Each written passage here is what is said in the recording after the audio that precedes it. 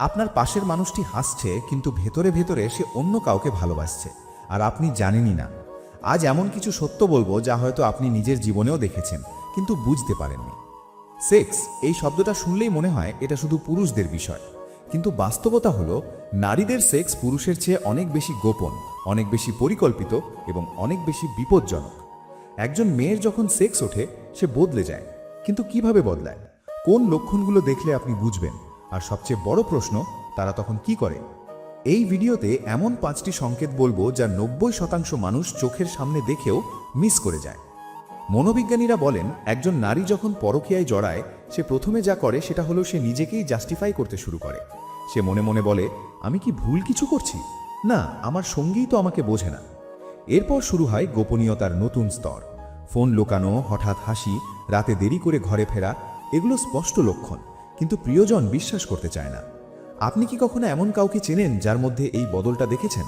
কমেন্টে লিখুন হ্যাঁ অথবা না। এবার আসুন সেই 5টি সংকেতে। 1 নম্বর, সে হঠাৎ নিজেকে সাজাতে শুরু করে।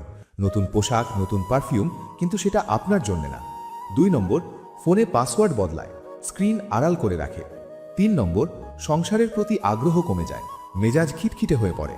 4 নম্বর, সে আপনাকে ছোট করতে শুরু করে, কারণ নিজের অপরাধ বোধ ঢাকতে সে আপনার দোষ খোঁজে। 5 নম্বর, এবং এটাই সবচেয়ে ভয়ঙ্কর, সে অসাধারণ স্বাভাবিক থাকে, হাসে, রান্না করে, কথা বলে যেন কিছুই হয়নি। এই 5 নম্বরটা কিন্তু সবচেয়ে ভয়ঙ্কর, কারণ এটা ধরা সবচেয়ে কঠিন। একটু পরেই বলবো কেন। কিন্তু এখানেই আমরা থামতে চাই না, কারণ দোষারোপ করা সহজ, কিন্তু সত্যটা বোঝা জরুরি।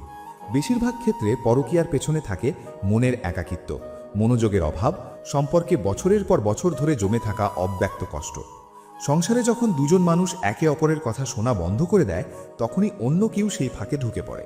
এটা কোনো দুর্বলতা না, এটা একটা সম্পর্কের সতর্ক সংকেত। আপনার মধ্যে সম্পর্ক বাঁচাতে সবচেয়ে জরুরি কি?